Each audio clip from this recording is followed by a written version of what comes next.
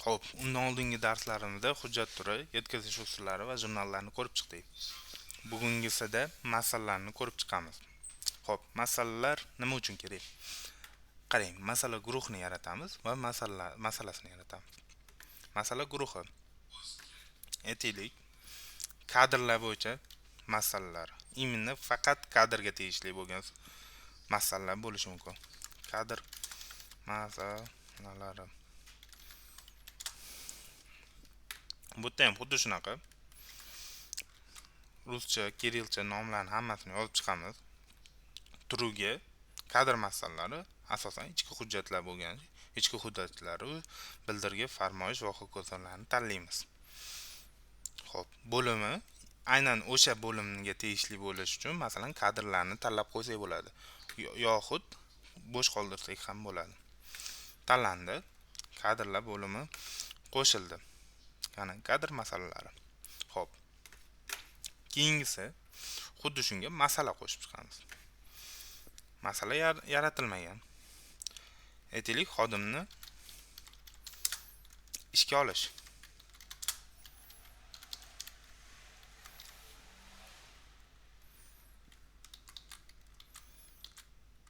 Bo'limi yana bo'sh qoldiramiz masala guruhiga.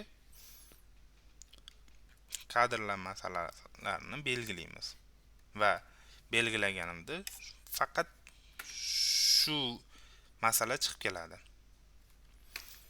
Xo'p, keyingi bo'limda hujjat shablonlari. Hujjat shablonlari qanaqa bo'ladi? A5 formatda bo'ladi. Hozir sizga bitta ko'rsatib o'tib ketaman. Bizda hozir orqa fonda tayyorni ko'rsataman. Xo'p, mana shablonimiz tayyor. Mana A5 formatda tashkilotning nomi bo'ladi va emblemasi bo'ladi. Qolgani bu yoqqa ketadi. Endi tizimimizga buni biriktirishimiz kerak. Xo'p, chiqib ketamiz. Mana olib qoldik. Tizimga kiramiz.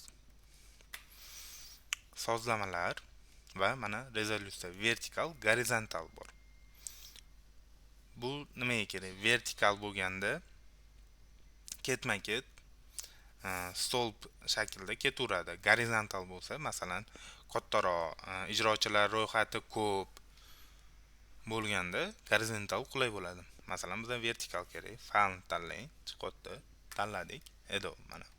O'zi bitta faqat eslatib o'taman, docx fayldagi formatlarni biriktiramiz.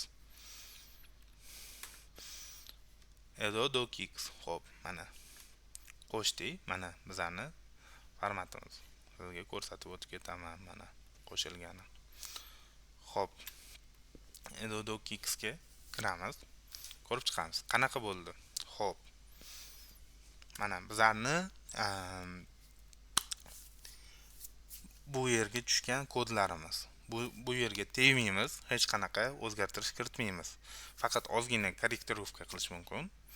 Qayerdir kattaroq bo'lib qolgan bo'lsa, masalan, hozir tepasi kattaroq bo'lib qolgan, o'shalarni korrektirovka qilamiz.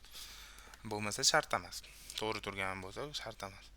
Birinchi shablonlarni qo'yib oldik. Xo'p. Ikkinchi masalamiz, uchinchi masala даже. Generatsiya, raqamlar generatsiyasi. Xo'p, har bitta jurnalimiz generatsiyasi qanaqa bo'ladi? Kiruvchi hujjatlar. Jurnalimiz adashdim turi. Hujjatlar turimiz. Kiruvchi hujjatlarimiz avtomat yoki avtomat emas. Murojaatlarimiz turi avtomat yoki avtomat emas qilib qo'ysak bo'ladi. Har bitta kirim qilayotganini qo'lda o'zimiz yozib ketishimiz mumkin yoki tizim o'zi avtomat berib ketishi mumkin. Shu bo'lim kerak. Masalan, kiruvchi hujjatimiz avtomat deylik. Avtomatni qo'shamiz, tasdiqlash qilamiz. Xo'p, bizlarda jurnal bilan tartib raqami ko'rsatadigan ketyapti. Palata sozlamalar, mana kiruvchi hujjatlarni sozlamasi, qarang. Ro'yxatga olish jurnalini qo'yamiz va tartib raqamini qo'yamiz. Masalan, tanlaymiz. Xolasi oxiriga, o'rtasiga chiziqcha, xolasi simvolni o'chiramiz. Drop qo'yishimiz mumkin. Bu o'zimizning ixtiyorimizda. har bittasini shunaqa sozlab chiqamiz. Agar yo'q, o'zimiz qo'lda yozamiz desak, buni o'chiramizda, bekor qilish, tasdiqlash qilamiz va avtomatdan yo'qoladi. Xo'p, keyingisi tizimda yo'q tashkilotlarni sozlab olish.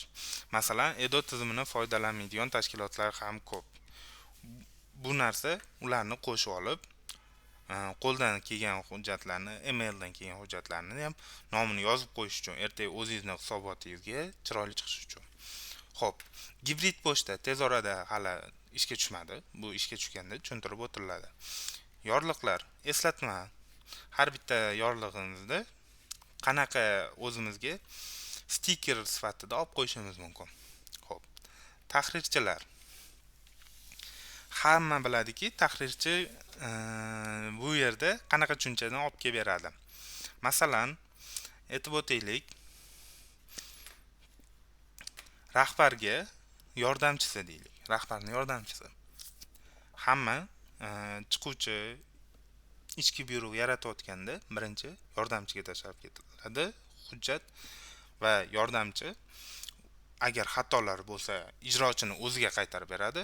Agar xatolik yo'q bo'lsa rahbarga imzoga kiritadi. Tahrirchini ham roli xuddi shu. Shularni sozlab qo'yamiz va devonxona sozlamalari tayyor va bizlar ro'yxat qabul qilib, chiquvchi hujjatlar qabul qilib, kiruvchi hujjatlarni qabul qilib, murojaatlarni qabul qilib bemalol ishlashimiz mumkin. Bizlarning yengilliklarimizda kanalimizga obuna bo'ling.